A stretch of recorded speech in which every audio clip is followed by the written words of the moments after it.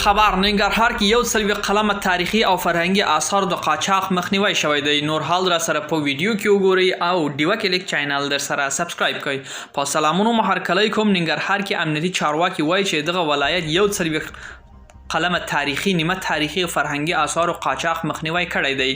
د ننګرهار امنیتي قوماندان منصبانو چهارشنبه د کاپ پر 15مه ویلي چې دغه تاریخي آثار د قاچاق په تور یو کس نیولی دی او د هغوی په خبره دغه آثار دغه ولایت د اطلاعات او کلتور ریاست ته سپارلی دي.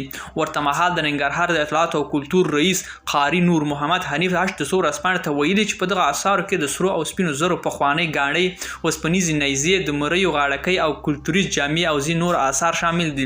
د یادونې وړ ده چې تر دې مخکې هم ننګرهار کې د ځینو تاریخي آثار د قاچاقو مخنیوی شوی دی.